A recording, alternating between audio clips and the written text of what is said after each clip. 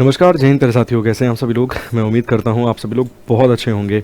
Last basically जब हमने ये किया था 10 मिनट का शोर शॉट, तो उसमें मैंने आपको बताया था कि मैं बीच बीच में मतलब हफ्ते में 3 ऐसे एपिसोड लेकर आऊँगा जिसमें मैं अलग अलग टॉपिक को कवर करूँगा बिहार कांस्टेबल के संबंध में। तो चलिए, आज का जो विशेष टॉपिक रहने वाला है वो है इतिहास, हिस्ट्री से संबंधित यहाँ पे शोर शॉर्ट प्रश्न आपको मिलेंगे और बिहार से ही संबंधित मुख्यतः प्रश्न यहाँ पर आपको देखने के लिए मिलेंगे। तो चलिए शुरू करते हैं इस 10 मिनट के शॉर्ट शॉर्ट को बेसिकली, ठीक है ना। तो चलिए शुरू करते हैं, फटाफट से कवर करते हैं इससे संबंधित प्रश्न। आज हिस्ट्री से रिलेटेड प्रश्न है। पहला सवाल है, पाल वंश का संस्थापक आपको कौन देखने के लिए मिलता है? तो देखिए, अगर हम बात करें सर, देवपाल, गोपाल, धर्मपाल या फिर महिपाल, पाल वंश का जो संस्थापक आपको मिलता है ये गोपाल मिलता है। अगर हम बात करें तो किस किस क्षेत्र में पाल वंश का साम्राज्य फैला हुआ नजर आता है, तो देखिए पाल वंश का जो साम्राज्य है वो बंगाल, बिहार, इन क्षेत्र में बेसिकली फैला हुआ नजर आता है। ठीक है, किन किन क्षेत्र में? बंगाल वाले क्षेत्र में, बिहार वाले क्षेत्र में, बेसिकली पूर्वोत्तर वाला जो भाग है वहाँ पर आपको देखने के लिए मिलता है पाल वंश का साम्राज्य फैला हुआ। तो प्रश्न का उत्तर क्या है? गोपाल यहाँ पर इस सवाल का सही जवाब है। 750 से लेकर 770 एडी तक ठीक है, 750 से लेकर 770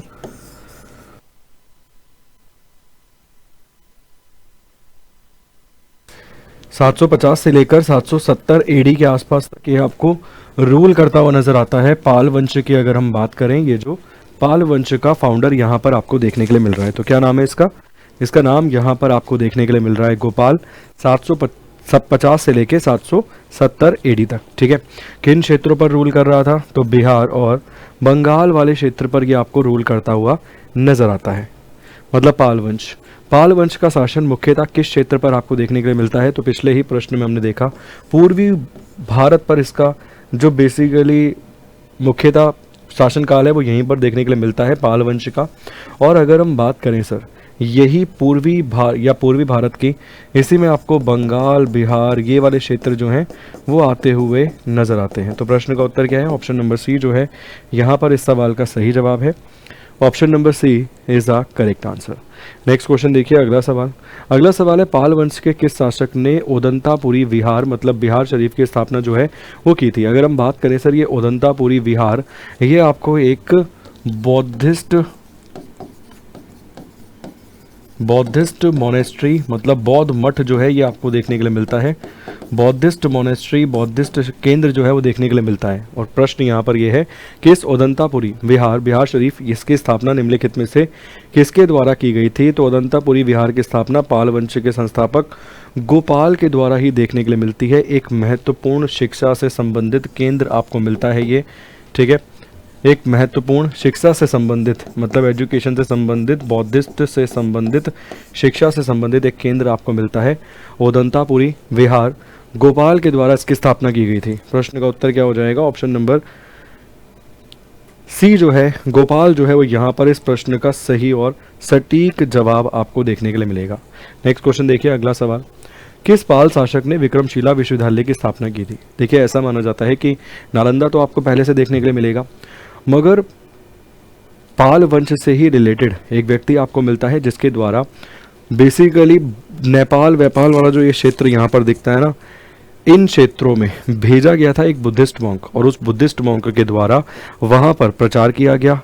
ठीक है ना, और जो बेसिकली अलग प्रकार का, मतलब आप सभी लोग जानते हैं कि 2 प्रकार के आपको बौद्धिस्ट धर्म देखने के लिए मिलते थे, तो यहाँ पर उसने तीसरे वाले का बेसिकली प्रचार किया जिसमें उसने मैजिक, तंत्र विद्या, इन सब चीज़ों के बारे में भी प्रचार किया। जैसे कहते हैं कि जो यहाँ के लोग थे उनकी इच्छा और बढ़ गई कि भैया हम भी जाएंगे, हम भी एडमिशन लेंगे। इसके अलावा बहुत सारे लोग विश्व से आना ही चाहते थे नालंदा विश्वविद्यालय में पढ़ने के लिए, और सीटें कम थी ये देखकर जो ये एक शासक आपको मिलता है ना, वो बेसिकली एक और यूनिवर्सिटी की स्थापना करता है। नालंदा के कंपैरेटिवली तो ये छोटी थी, मगर अगर आप देखेंगे तो ये भी एक मुख्य शिक्षा का केंद्र आपको देखने के लिए मिलता है। जो भी यहाँ शासक आपको देखने के लिए मिलता है उसने 770 से लेके 790 एडी के आसपास तक राज किया था, और इसका नाम आपको क्या मिल जाएगा? तो इसका नाम यहाँ पर आपको देखने के लिए मिलता है धर्मपाल। ठीक है, एक महान शासक था, उन्होंने भागलपुर बिहार में प्रसिद्ध विक्रमशिला विश्वविद्यालय की स्थापना जो है वो की थी। तो option number C is a correct answer. पाल कला की मुख्य रूप से किस धर्म से संबंधित है, मतलब पाल कला जो आपको मिलती है उसका संबंध मुख्य रूप से किस धर्म से आपको देखने के लिए मिलता है, मतलब पाल कला का संबंध मुख्य तौर पर कहाँ से या किससे देखने के लिए मिलता है। प्रश्न कुछ इस प्रकार का है। तो पीछे ही आपने देखा उदंतापुरी वाला प्रश्न भी।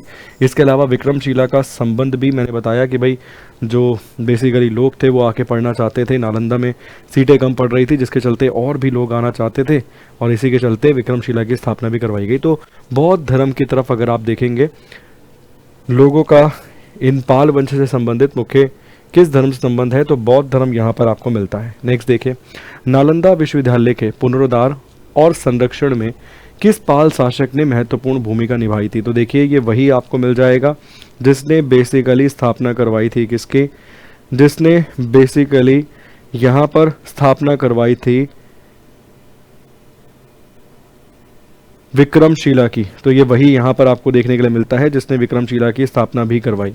इसी ने संरक्षण किया और उसका पुनरुद्धार भी करवाया। तो धर्मपाल की यहाँ पर हम बात कर रहे हैं। धर्मपाल ने दोनों को ही बेसिकली प्रॉपर मेंटेन करके रखा। नालंदा का पुनरुद्धार उसने किया, इसके अलावा विक्रमशिला की स्थापना का श्रेय भी इसे ही दिया जाता है। ठीक है, विक्रमशिला की स्थापना का जो श्रेय है वो भी बेसिकली इसे ही दिया जाता है। तो याद रखिए महत्वपूर्ण व्यक्ति है धर्मपाल। 770 से लेके 790 एडी के आसपास तक ये रूल करता हुआ आपको नजर आता है। तो प्रश्न का उत्तर क्या है, प्रश्न का उत्तर है ऑप्शन नंबर बी। नेक्स्ट है, पाल शासकों की राजधानी कहाँ पर आपको देखने के लिए मिलती है, पाटलिपुत्रा, गौड़, मुंगेर या फिर इनमें से कोई भी नहीं। तो अगर हम बात करें पाटलिपुत्रा तो नहीं मिलेगी। पाल शासकों की राजधानी विभिन्न समय पर बदलती रही, लेकिन मुंगेर बिहार महत्वपूर्ण और स्थायी राजधानी के रूप में आपको देखने के लिए मिलता है। यह प्रश्न डायरेक्ट आ सकता है सर आपके एग्जाम में। ठीक है, राजधानी तो इन्होंने कई बार बदली, मतलब चेंज होती हुई आपको नजर आती है, मगर मुंगेर एक महत्वपूर्ण स्थान भी आपको मिलता है और एक स्थायी परमानेंट कैपिटल जैसा भी नजर आता है पाल शासकों के राजाओं के अधीन।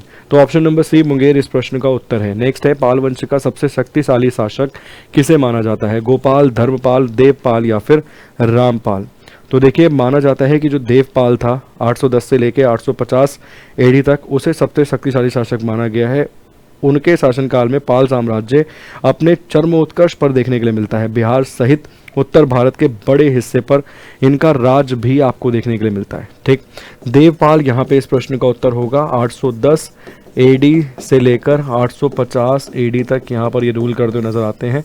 एक बड़े साम्राज्य को बेसिकली स्थापित ये कर बैठा था। तो प्रश्न का उत्तर क्या है, ऑप्शन नंबर सी, सबसे शक्तिशाली शासक जो है वो देवपाल को माना गया है। नेक्स्ट है, पाल वंश के किस शासक ने जावा के शैलेंद्र राजा बालापुत्र देव को नालंदा में एक मठ बनाने की अनुमति दी थी। ठीक है, ये बेसिकली होमवर्क के रूप में रखिए क्योंकि कुल मिला के 10 प्रश्न कराने।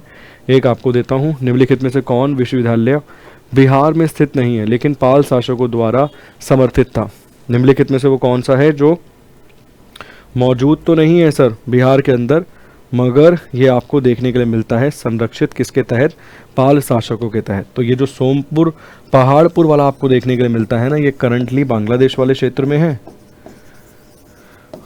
तो ये नज़र तो आता है सर पाल शासकों के समर्थित, मगर ये बिहार में नहीं था या बेसिकली नहीं था बिहार वाले क्षेत्र में। बाकी उदंतापुरी, विक्रमशिला, नालंदा ये तो आप जानते ही हैं। तो प्रश्न का उत्तर ऑप्शन नंबर डी यहाँ पर देखने के लिए मिलता है। इसके अलावा अभी हमारे कोर्सेज पर अप टू 90% के डिस्काउंट के साथ साथ एक्स्ट्रा 3 मंथ्स की कोर्स वैलिडिटी भी आपको मिल रही है। साथ के साथ सहायक अनुवादक का बैच आपको मिल जाता है। इसके अलावा बीपीएससी, टीआरई, बिहार एसएससी इनके लिए भी बैचेस आपको मिलते हैं। बिहार एसआई से संबंधित बैच आपको मिलता है। बिहार कांस्टेबल के लिए गौरव बैच आपको मिलता है विद टेस्ट सीरीज फ्री, और टेस्ट सीरीज पर भी आपको अप टू 90% का डिस्काउंट मिलेगा। तो बिहार कांस्टेबल की टेस्ट सीरीज केवल 100 रुपीज़ में मिलती है और अन्य टेस्ट सीरीज पर भी आपको अप टू 90% का डिस्काउंट जो है वो प्राप्त हो जाएगा। 9वें नंबर का जो प्रश्न है वो होमवर्क के रूप में मैंने आप लोगों के लिए रखा है। मैं उम्मीद करूँगा कि ये 10 मिनट का जो शॉर्ट शॉर्ट बेसिकली हमने शुरू किया है। इसके माध्यम से हम कई सारे टॉपिक्स को बेसिकली कवर करेंगे। जहाँ पर बहुत डिटेल में जाकर डिस्कशन करने की नीड होगी वहाँ पर बहुत डिटेल में जाकर डिस्कस करेंगे, क्योंकि 10 मिनट में आप समझ सकते हैं 10 प्रश्न कवर करने हैं, तो थोड़ा सा हमें चीज़ों को कम समझ के ज़्यादा समझने का प्रयास करना पड़ेगा। मतलब थोड़ा कम डिस्कशन हो मगर फिर भी ज़्यादा अच्छे से समझ आ जाए, ऐसा प्रयास करना होगा। तो बहुत बहुत शुक्रिया, धन्यवाद, thank you so much, God bless you.